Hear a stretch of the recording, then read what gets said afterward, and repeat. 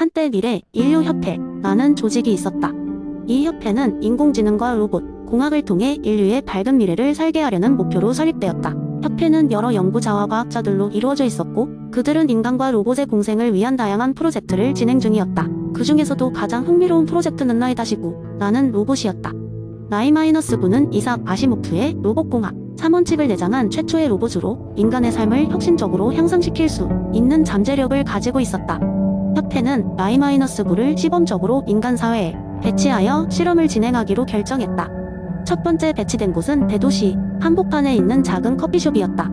커피숍 주인인 엘라는 라이-9의 첫날을 기대 반 걱정 반으로 맞이했다.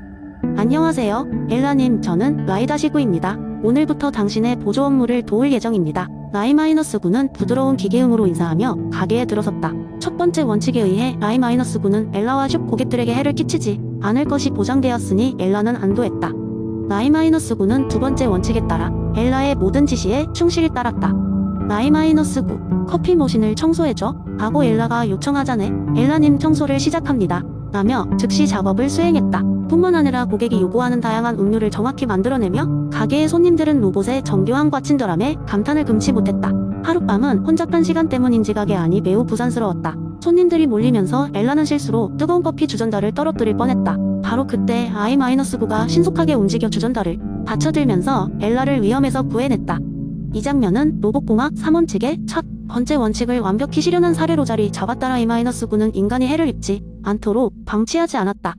어느 날 한 손님이 장난삼아 라이-9 춤을 춰봐 라고 명령했다. 그러자 라이-9는 예의 바르게 죄송합니다. 고객님, 이 명령은 저의 주 업무에 포함되지 않습니다. 라고 답하며 커피 제조와 서비스에 집중했다.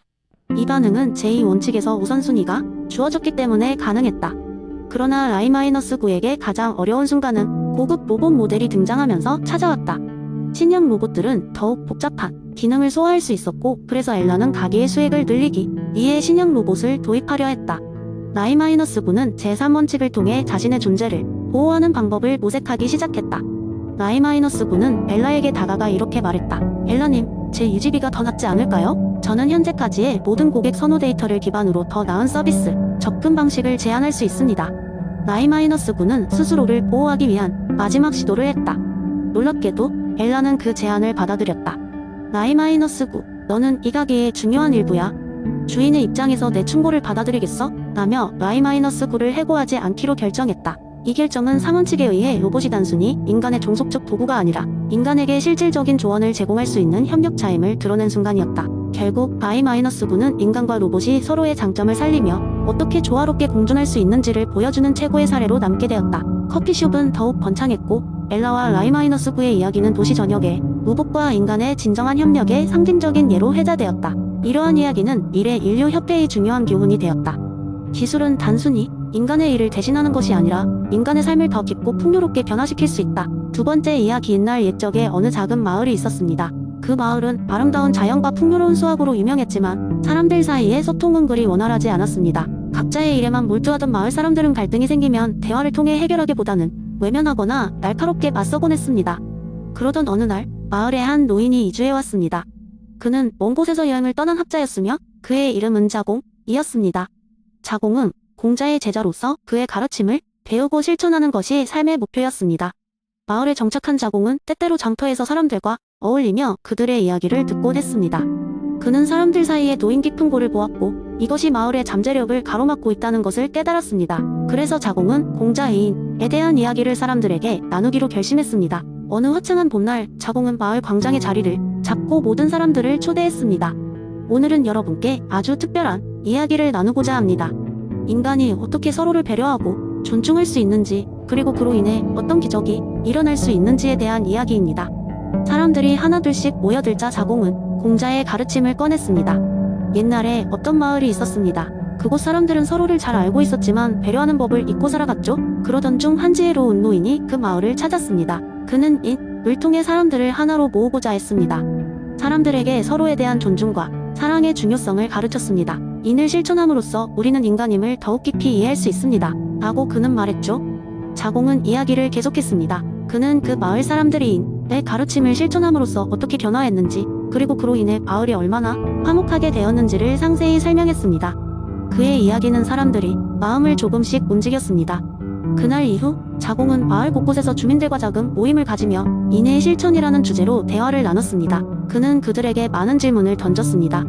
당신은 이웃에게 언제 마지막으로 친절을 베풀었나요? 서로에 대한 작은 오해를 풀기 위해 열린 대화를 나눈 적이 있나요? 이러한 질문들은 사람들로 하여금 그들의 행동을 돌아보게 만들었습니다. 점차 마을 사람들은 자공의 가르침에 감명받기 시작했습니다. 그들은 서로를 존중하기 위해 매일 이 작은 선택에서부터 변화를 시도했습니다. 시장에서는 물건값을 두고 다투던 상인들이 이제는 서로를 이해하며 합의점을 찾았고, 농부들은 수확의 기쁨을 나누며 서로 돕기 시작했습니다. 어울리지 않던 이웃들도 서로를 배려하며 모임을 주최하고 거리에 웃음소리가 모락모락 피어올랐습니다. 자공은 이런 변화를 바라보며 흐뭇한 미소를 지었습니다. 그는 사람들이 인의 힘을 체감하고 그것이 삶을 어떻게 긍정적으로 변화시키는지 깨달은 것을 기쁘게 여겼습니다. 그는 다른 곳을 찾아 새로운 배움을 얻어야 했기에 마을을 떠날 때가 다가왔습니다. 떠나는 날 마을 사람들은 자공을 위해 따뜻한 송별회를 열었습니다. 당신이 없었다면 우리 마을은 여전히 갈등 속에 머물러 있었을 것입니다. 당신은 우리에게 정말 소중한 가르침을 주셨습니다.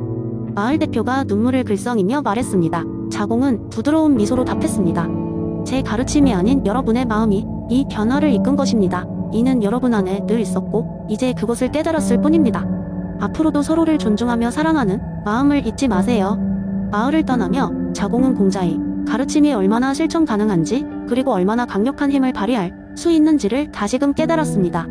그의 이야기와 그의 존재는 마을 사람들 마음 깊은 곳에 뿌리를 내려 언제나 따뜻한 인연으로 남게 되었습니다. 그리고 그 마을은 언제나 의 기적을 이야기하며 서로에게 웃음을 전하는 곳으로 남았습니다. 세 번째 이야기. 옛날 옛적 평화롭고 푸르른 자연으로 둘러싸인 조용한 마을이 있었습니다. 이 마을 사람들은 서로를 존중하며 도덕적이고 선한 삶을 사는 것으로 유명했습니다.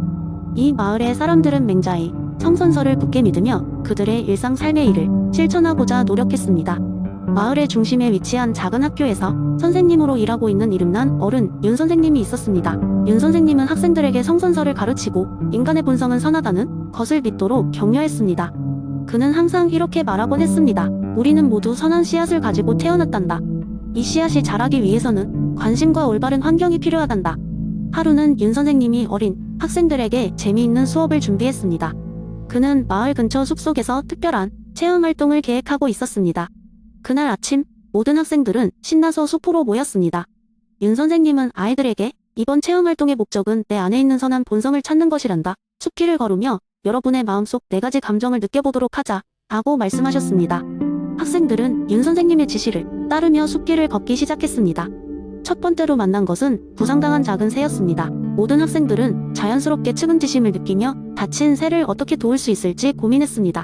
몇몇 학생들은 새에게 물을 주고 음식도 주며 어떻게든 회복시키기 위해 힘썼습니다. 이 광경을 보면서 윤 선생님은 학생들에게 이런 감정을 느낄 수 있다는 것이 그들 안에 있는 선의 증거라고 설명했습니다. 그들이 계속해서 걷다 보니 깊은 웅덩이를 지나야 하는 곳에 도착했습니다.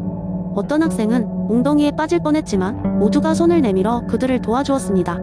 그때 윤 선생님은 수호지심과 사양지심에 대해 다시금 이야기했습니다. 두려워하지 않고 서로를 돕는 우리의 모습에서 부끄러움을 느끼는 마음과 사양하는 마음이 얼마나 중요한지를 알 수 있단다. 마지막으로 그들 앞에 커다란 나무가 있었고 그 나무 주변에서는 오랜 세월 동안 이어져 온 마을의 전설이 깃들어 있었습니다.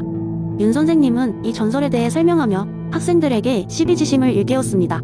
현명하게 판단하고 올바른 것을 선택하는 것이 무엇보다 중요하단다. 그럼으로써 우리의 삶은 더 도덕적이고 행복해질 수 있지. 이렇게 체험활동을 마치고 마을로 돌아온 학생들은 그날의 경험을 통해 깨달은 바가 많았습니다. 서로를 도와가며 느낀 감정들을 돌아보면서 인간의 선한 본성을 확인할 수 있었던 소중한 순간이었습니다. 그 이후로도 윤 선생님과 학생들은 지속적으로 마을의 다양한 활동을 통해 자신들의 선함을 발전시키면서 더욱더 화합하는 마을 공동체를 만들어갔다고 합니다. 이 마을의 이야기를 전해 들은 이들은 인간의 본성은 누구나 선하다는 맹자의 가르침에 깊이 공감하며 본인의 삶 속에서 이를 실천하고자 마음먹게 되었습니다. 어떠한 상황에서도 우리는 선한 씨앗을 키워나갈 수 있는 능력을 갖고 있다는 깨달음은 그들의 삶을 변화시키는 시작이었습니다.